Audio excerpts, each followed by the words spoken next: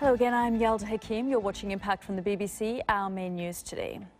Meeting between Presidents Obama and Duterte is cancelled after the Philippines' new leader uses obscene language to insult his US counterpart. And instead of meeting Mr. Duterte, President Obama will hold talks with the South Korean president. One focus of the meeting will be the threat from North Korea. Now, the theory that women get paid less than men because they're not sufficiently pushy in the workplace is not true. That's according to a report by Cass Business School and the Universities of Warwick and Wisconsin.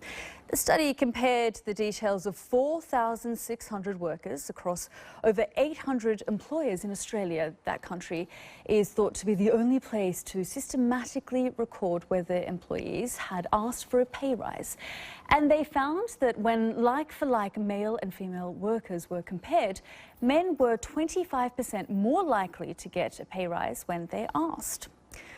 Well, with me is one of the report co-authors, Dr. Amanda Goodall. Dr.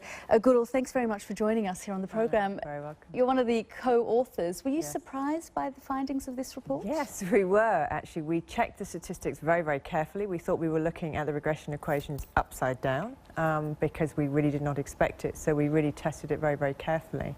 This sort of goes against everything that we've assumed up until now. It does. It's partially because we managed to use data that we controlled for a lot of factors. So we controlled for their age, we controlled for whether they had children, whether they are married, and the kind of work that they do. And so we had a like-for-like comparison, as you said, and that meant that in a way it's the first time we've been able to do this proper test. So it was surprising. And another myth was blown as well, and that is that women don't ask because they're worried about upsetting their boss or their manager, and that was also not true. But it was true that women were asking but not getting to the extent of men, which we know. But there is a positive upside. Tell me about the positive upside. The upside is that younger women are both as likely as men to ask for a pay rise, but they're also as likely as men to get a pay rise.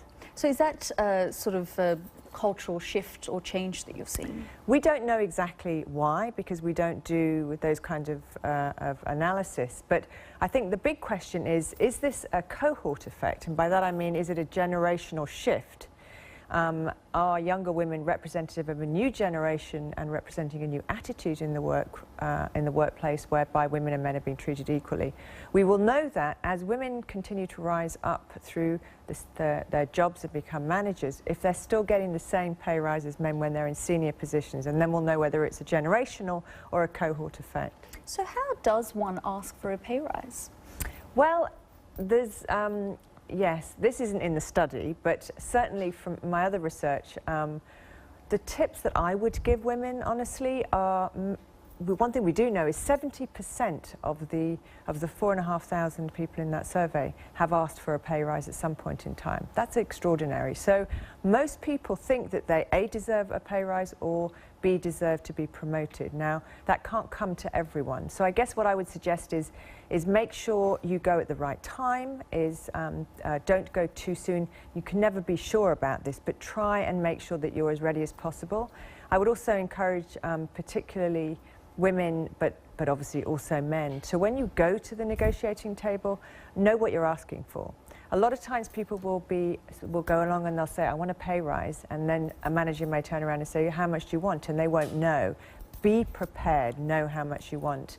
Another tip I would give is that women have to, and men, when they go into negotiations, I think it's very important that both parties walk away feeling they've won something. So if you go in there and slam your fist on the table and say, give me my money or I'm out of here, that's not going to create a good environment. If you try and push the money up so high that the other party feels that they're not comfortable, that also isn't good.